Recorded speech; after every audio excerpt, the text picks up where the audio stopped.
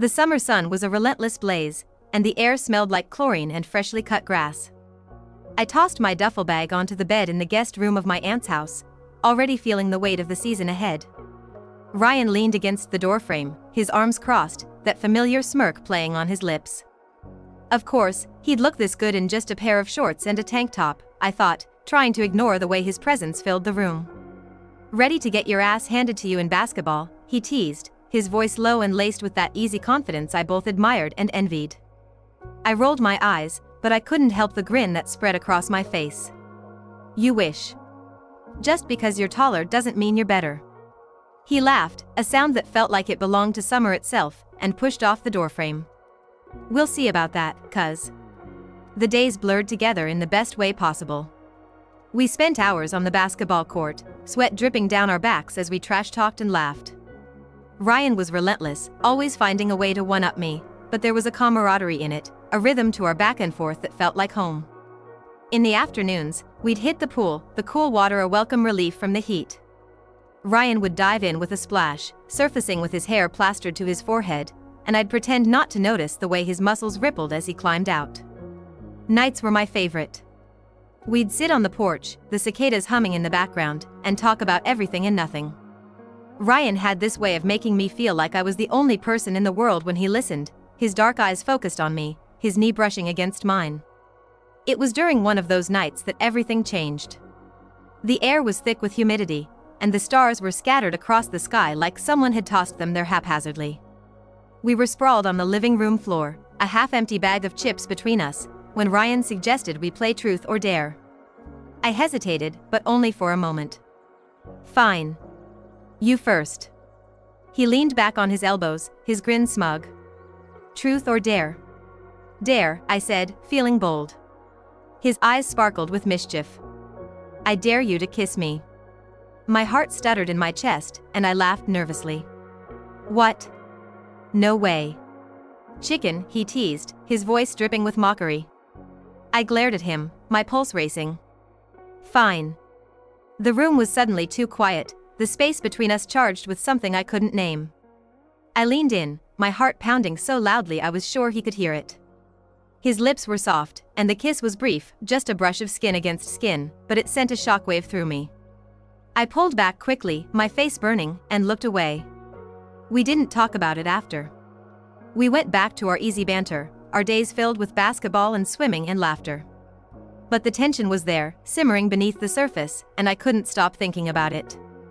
The way his lips had felt against mine. The way he'd looked at me when I pulled back, his eyes dark and unreadable. It was a week later when the dam finally broke. I was lying in bed, staring at the ceiling, when the door creaked open. Ryan stepped inside, his silhouette framed by the moonlight streaming through the window. Hey, he said softly, his voice barely above a whisper. Hey, I replied, sitting up. My heart was already racing, though I didn't know why.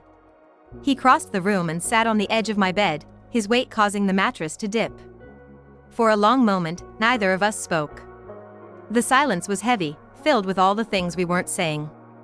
I can't stop thinking about it, he admitted finally, his voice rough. I swallowed hard, my throat suddenly dry. Me neither. He turned to look at me, and in the dim light, I could see the conflict in his eyes. This is wrong, isn't it? I didn't know how to answer that. Was it wrong? It felt like it should be, but it didn't feel wrong when I was with him. It felt like the most natural thing in the world. Before I could find the words, he leaned in, his lips capturing mine in a kiss that was anything but brief.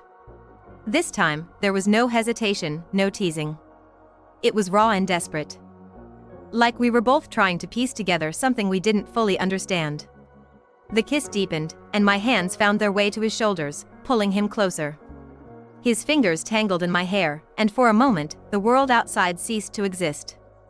There was only us, and the heat between us, and the unspoken words that hovered in the air like a promise. When we finally pulled apart, we were both breathless. Ryan rested his forehead against mine, his eyes closed, his chest rising and falling rapidly. I don't know what this means, he whispered, his voice trembling. Neither do I admitted, my heart aching with something I couldn't name. We didn't talk about it the next day. Or the day after that. But the tension was there, thicker than ever, and I could feel it every time our eyes met, every time our hands brushed. And then, a week later, Ryan told me he was leaving. "I can't do this," he said, his voice hollow. "I don't know what it means, and I can't." He didn't finish the sentence, but he didn't need to. I knew what he was saying. The unspoken words hung between us like a wall, and there was nothing I could do to tear it down. He left the next morning, and I stood on the porch, watching his car disappear down the road. The summer was over, but the memory of it, of him, would stay with me forever. I didn't know what it all meant, but I knew one thing for certain: it had changed me. And I wasn't sure I'd ever be the same again. The days after Ryan left felt like walking through a fog. The house, once filled with his laughter and the easy rhythm of our shared summer, now felt hollow. I tried to keep busy, shooting hoops in the driveway, swimming laps in the pool, even helping my aunt with chores. But everything felt empty. The basketball bounced off the rim without the usual satisfaction. The water in the pool felt colder, less inviting. And the chores? They just reminded me of how much time I had to think. At night, I lay in bed, staring at the ceiling, replaying everything in my head. The kiss. The way he'd looked at me. The way his hands had felt on my skin. And then, the sudden distance. The way he'd pulled away, his voice trembling when he said, "I can't do this." I didn't understand it. I didn't understand him. Or maybe I didn't understand myself. One afternoon, my aunt found me sitting on the porch, staring out at the empty road. She didn't say much, just handed me a glass of lemonade and sat beside me. "You've been quiet," she said finally, her voice gentle. "Something on your mind?" I shrugged, my fingers tracing the condensation on the glass. "Just thinking about the summer, I guess." She nodded, like she understood more than I was saying. "It's funny, isn't it? How something that seems so simple can change everything." I glanced at her, curious. "What do you mean?" She smiled softly, her eyes distant. "People come into our lives for a reason. Sometimes it's to teach us something about ourselves. Sometimes it's to show us a part of the world we never knew existed. And sometimes, it's just to remind us that life is full of surprises." I didn't know what to say to that. Maybe she was right. Maybe Ryan had taught me something. But what? That I was capable of feeling things I'd never imagined? That I could want something so much it scared me? Or maybe just that I wasn't as sure of myself as I'd always thought. The next week, my phone buzzed with a text from Ryan. "Can we talk?" My heart skipped a beat. I didn't know what to expect, but I knew I couldn't ignore it. We met at the park, the same one where we'd spent so many afternoons that summer. He looked different, tired, maybe, but also resolved. Like he'd made up his mind about something. We sat on the swings, the silence between us heavy. Finally, he spoke. "I've been thinking a lot about everything." I nodded, my stomach twisting into knots. "Tell me, Ryan. Tell me what it all meant." "I don't know what happened between us," he continued, his voice low. "But I know it scared me. It still does." I swallowed hard. "Me too." He let out a shaky breath, his eyes fixed on the ground. "I don't want to lose you. You're my cousin, my friend. But I don't know if I can be what you want me to be." I looked at him. The ache in my chest almost unbearable. "I don't know what I want, Ryan. I just know that being with you, it felt right." His head snapped up, his eyes searching mine. "But what if it's not? What if this is just a phase? Something we'll regret later?" I didn't have an answer for that. Maybe he was right. Maybe this was just a fleeting moment, something we'd look back on and laugh about. Or maybe it was something more. Something real. I didn't know. And that uncertainty, it was terrifying. We sat there for what felt like hours, the tension between us so thick it was almost suffocating. Finally, Ryan stood, his hands shoved deep in his pockets. "I need some time, I think. To figure all this out." I nodded, my throat too tight to speak. He started to walk away but paused, turning back to me. "I meant what I said, you know. I don't want to lose you." I watched him go, the ache in my chest growing with every step he took. "Don't leave," I wanted to say. "Don't walk away from this. From us." But the words wouldn't come. Days turned into weeks, and the silence between us became its own kind of presence. I tried to pretend I was okay, but the truth was, I wasn't. Every time my phone buzzed, I hoped it was him.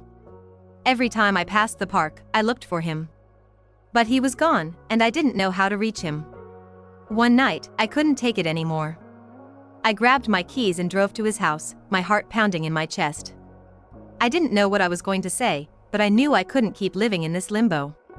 He answered the door, his eyes widening in surprise. "What are you doing here?" I took a deep breath, my hands trembling at my sides. "We need to talk." Ryan stepped aside, letting me into the dimly lit hallway of his house. The air felt heavier here, like the walls were holding their breath, waiting for something to happen. I followed him into the living room, the familiar scent of his cologne lingering in the air, a scent that had haunted me since he left. He gestured toward the couch, and I sat down, my knees shaky, my heart still racing. He stood there for a moment, arms crossed, his gaze fixed on the floor. "What do you want to talk about?" he asked, his voice low, almost guarded. I swallowed hard, the words sticking in my throat. How do you start a conversation that feels like pulling a thread from a sweater you've spent weeks knitting? "You left," I began, my voice barely above a whisper. "You left, and you didn't tell me why." "Not really." He sighed, running a hand through his hair, and finally sat down across from me. "I told you I was scared," he said, his tone defensive, but there was a crack in it, a vulnerability I hadn't heard before. "Scared of what?"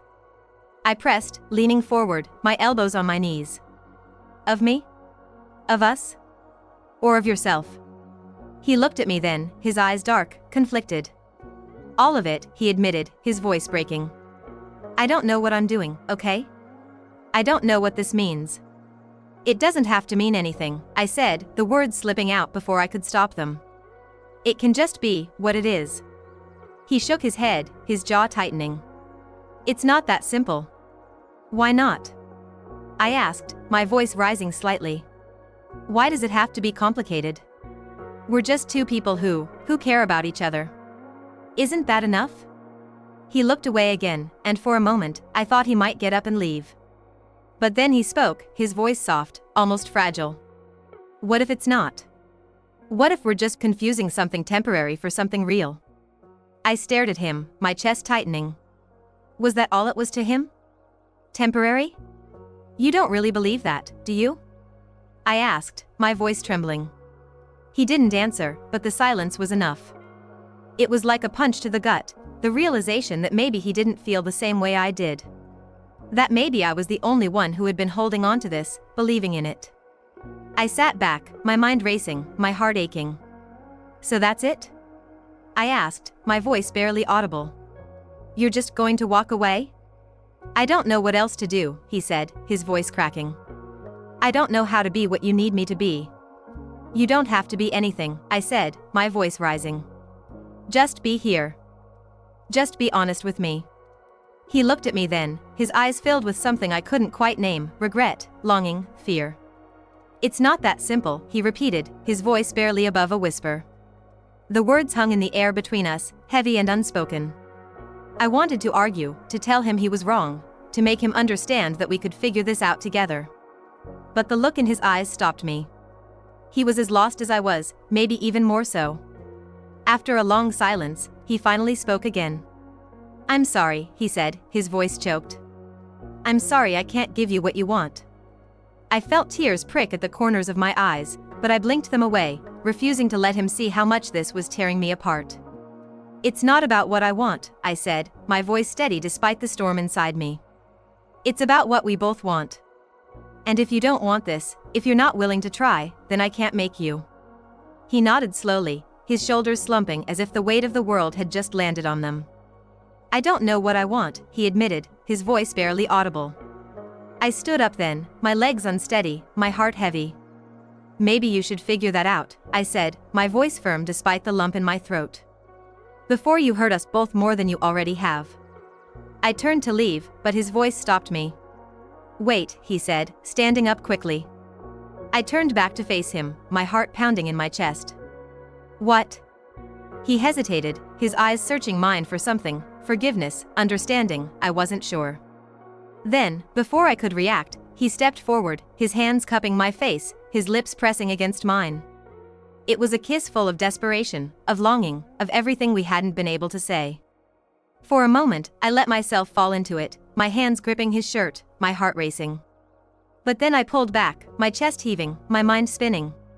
"What are you doing?" I asked, my voice shaking. He looked at me, his eyes dark, conflicted. "I don't know," he admitted, his voice barely above a whisper. I can't lose you." I stared at him, my heart torn between the part of me that wanted to stay, to figure this out with him, and the part of me that knew this wasn't enough. "You're not going to lose me," I said, my voice steady despite the storm inside me. "But you can't keep doing this. You can't keep running away every time it gets hard." He looked away, his jaw tightening, and I could see the struggle in his eyes. "I don't know how to do this," he admitted, his voice breaking. "Then figure it out," I said, my voice firm despite the ache in my chest.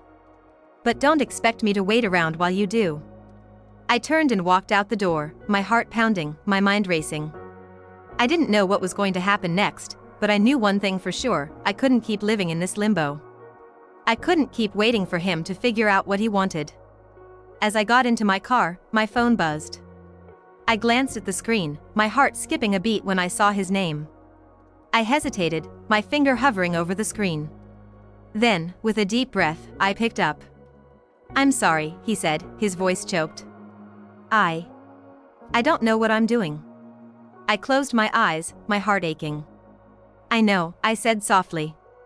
"But you have to figure it out. Because I can't keep doing this." He was silent for a moment, and then, in a voice so quiet I almost didn't hear it, he said, "What if I can't?" The silence on the other end of the phone stretched, thick and suffocating. I gripped the steering wheel tighter, my knuckles white. "What if I can't?" he had asked, and those words echoed in my mind, each syllable a weight pressing down on my chest. "Ryan," I began, my voice trembling, "you don't get to say that and then just leave. You can't keep running away from this. From us. It's not that simple," he said, his voice low, almost pleading. "You don't understand?" "Then explain it to me," I interrupted, cutting him off. My tone was sharper than I intended, but the frustration was bubbling over, raw and uncontainable. "Because every time I think I'm starting to get it, you shut down or disappear or act like none of it happened. And I'm tired of guessing, Ryan. I'm tired of being the one who has to figure it out for both of us." There was a pause. And then I heard him exhale, a shaky breath that sounded like it carried the weight of the world. "I'm scared," he admitted, his voice barely above a whisper. "I'm scared of losing you. Of losing everything. I don't know how to do this. I don't know if I can." His words were like a punch to the gut, and I leaned back against the car seat, staring up at the ceiling. "You're already losing me," I said quietly, the truth of it stinging as it left my mouth. "Every time you pull away, every time you leave, every time you don't trust me enough to be honest with me, it's like you're pushing me further and further away. And I don't know how much more of it I can take." There was another silence, longer this time, and I could almost feel him grappling with it, trying to find the right words, the right answer. But there wasn't one, and we both knew it. "What do you want from me?" he finally asked, his voice cracking. I closed my eyes, swallowing hard. "I want you to try," I said. "That's all I've ever wanted. I don't need you to have it all figured out. I just need you to stop running." He didn't respond right away, and for a moment, I wondered if he had hung up. But then I heard him take a deep breath, and when he spoke again, his voice was steadier. "Okay," he said. "I'll try." It wasn't a promise, and it wasn't a resolution, but it was something. And for now, that was enough. The days that followed were strange. Ryan and I didn't talk about the phone call, but there was a shift between us, something unspoken but palpable. He started texting me again, little things, mostly, like asking how my day was or sending me a random meme he found funny. It wasn't much, but it felt like he was making an effort, and that meant something. One afternoon, he showed up at my aunt's house unannounced. I was in the backyard, lazily tossing a basketball into the hoop, when I heard the gate creak open. I turned, and there he was, standing awkwardly at the edge of the driveway, his hands stuffed into his pockets. "Hey," he said, his voice hesitant. "Hey," I replied, setting the ball down. What are you doing here? He shrugged, his eyes darting away. I was in the neighborhood. Thought I'd stop by. I raised an eyebrow, but I didn't call him out on it. Instead, I gestured to the basketball. You want to play? He hesitated for a moment, then nodded, a small smile tugging at the corners of his mouth. Sure. We played for a while, the rhythm of the game calming the tension between us. It was easy, familiar, and for a little while, it felt like old times.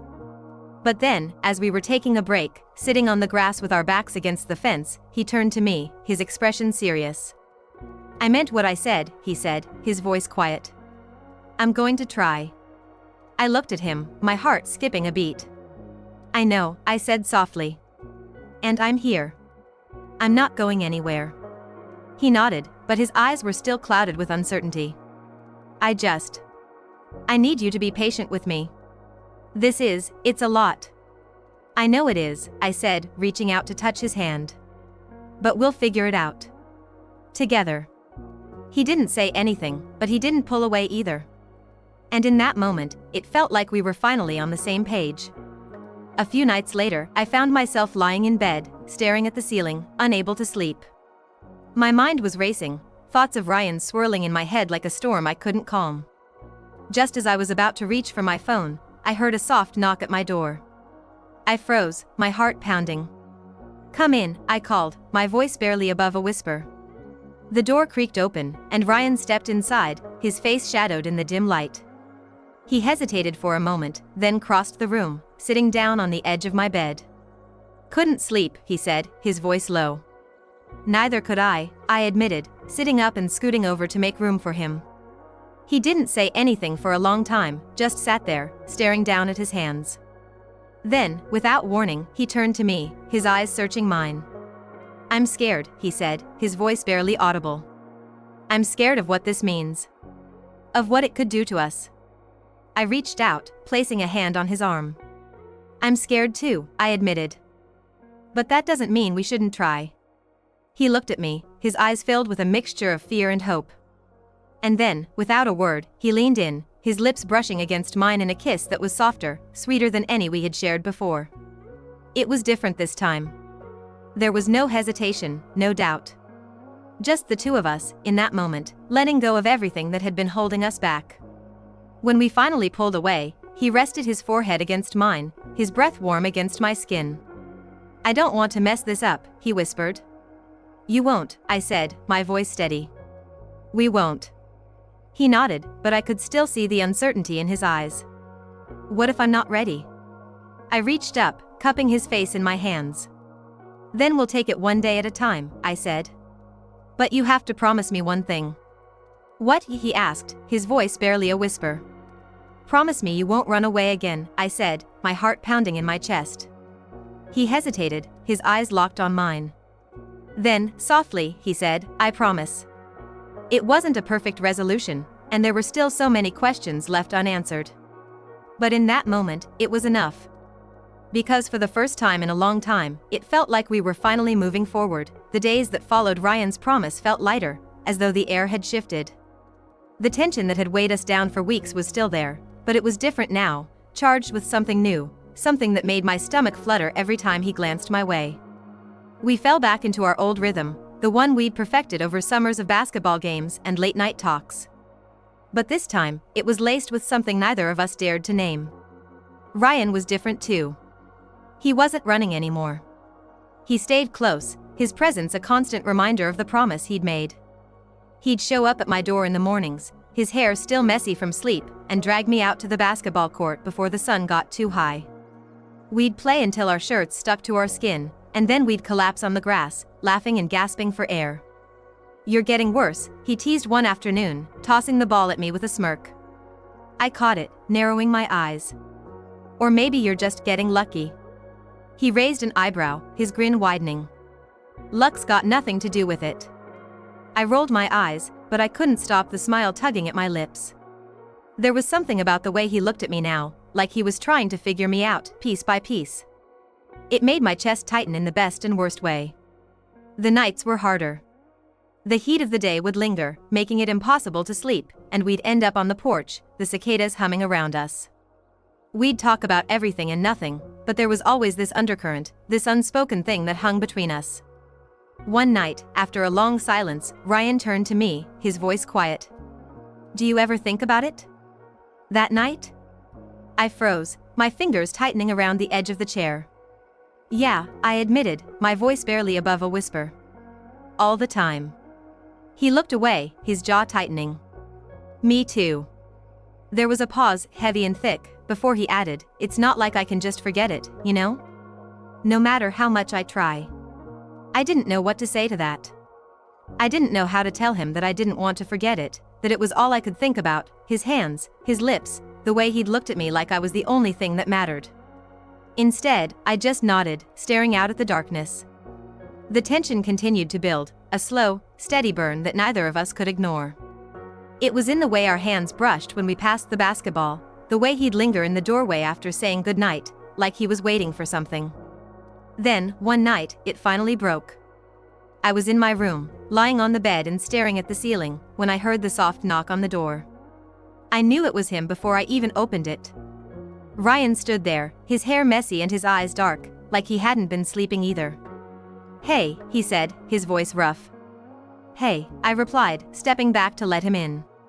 He hesitated for a moment before walking in, his hands shoved in his pockets. He glanced around the room, avoiding my eyes, before finally saying, "I can't stop thinking about you." My breath caught, and I stared at him, unsure if I'd heard him right. "What?" He turned to me, his eyes searching mine. "You heard me." I couldn't look away. The air between us felt electric, like the moment before a storm breaks. "Ryan." He stepped closer, his hand hesitating before reaching up to brush a strand of hair from my face. His touch was soft, almost tentative, but it sent a shiver down my spine. "I don't know what to do," he admitted, his voice barely above a whisper. "I don't know how to stop wanting this, wanting you." My heart was pounding so hard I was sure he could hear it. I wanted to say something, to tell him I felt the same, but the words caught in my throat. He took another step closer, his hand dropping to my shoulder. "Tell me to stop," he said, his voice rough. "Tell me this is wrong, and I'll walk away." "But if you don't?" I couldn't tell him to stop. I didn't want him to. His eyes searched mine, waiting for an answer I couldn't give. And then, slowly, hesitantly, he leaned in. I didn't pull away. The kiss was different this time, softer, slower, but no less intense. It felt like coming home, like finding something I hadn't even realized I'd been missing. His hands were in my hair, pulling me closer, and I could feel the heat of his body against mine. When we finally broke apart, neither of us spoke. We just stood there, our breaths ragged, staring at each other like we were seeing each other for the first time. "What are we doing?" I whispered, my voice shaking. He shook his head, his eyes still locked on mine. "I don't know. But I don't want to stop." I didn't either. He leaned in again, his lips brushing against mine, and this time, I didn't hesitate. I kissed him back, my hands gripping the front of his shirt as though I could anchor us both to this moment. It felt like the world had shifted, like nothing else mattered but this. But even as I lost myself in him, a small part of me wondered how long it would last, how long we could keep pretending this wasn't real. Ryan pulled back slightly, his forehead resting against mine. "Tell me this is okay," he whispered, his voice fragile. "It's okay," I said, my voice barely above a whisper. "It's more than okay."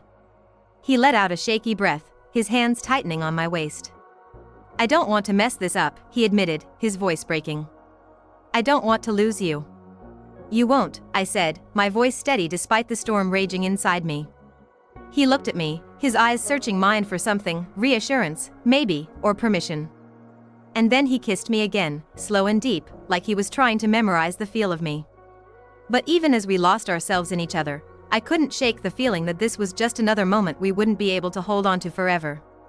And when the time came, I wasn't sure which one of us would be the first to let go.